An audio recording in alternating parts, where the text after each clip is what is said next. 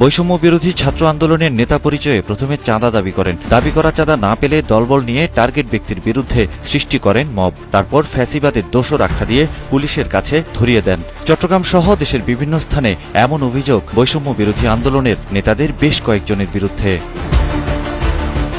সবশেষ চট্টগ্রামে এক আওয়ামী লীগ নেতার ছেলের বিয়ের অনুষ্ঠানে বৈষম্য বিরোধী আন্দোলন চট্টগ্রামের সদস্য সচিব মোহাম্মদ নিজামুদ্দিন মবের নেতৃত্ব দেন বলে অভিযোগ উঠেছে। চাঁদাবাজের একটি ভিডিও ভাইরাল হয়েছে সামাজিক যোগাযোগ মাধ্যমে।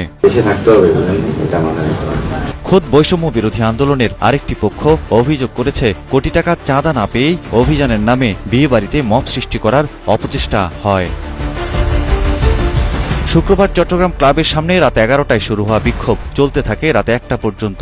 এক পর্যায়ে ঘটনাস্থলে পৌঁছে পরিস্থিতি নিয়ন্ত্রণের চেষ্টা করে কোতোয়ালি থানা পুলিশ। উপস্থিত হয় সেনা সদস্যরাও।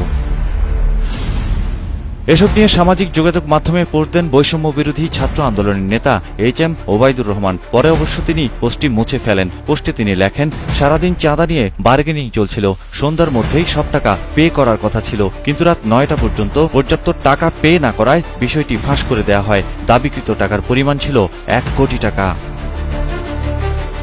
এদিকে বৈষম্য বিরোধী ছাত্র আন্দোলন নেতা নিজামুদ্দিন গণমাধ্যমকে জানান, তার বিরুদ্ধে ওঠা অভিযোগ মিথ্যা ও বানোয়াট।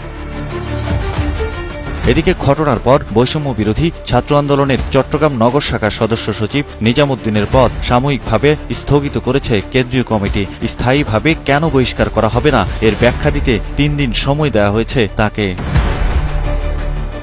গেল রোববার বৈষম্য বিরোধী ছাত্র আন্দোলনের বরিশাল জেলা কমিটির মুখ্য সংগঠক সহ 3 নেতা পদত্যাগ করেন। পদত্যাগের কারণ হিসেবে কয়েকজন নেতার বিরুদ্ধে তদবির, অপকর্ম ও চাঁদাবাজির অভিযোগ তোলেন তারা।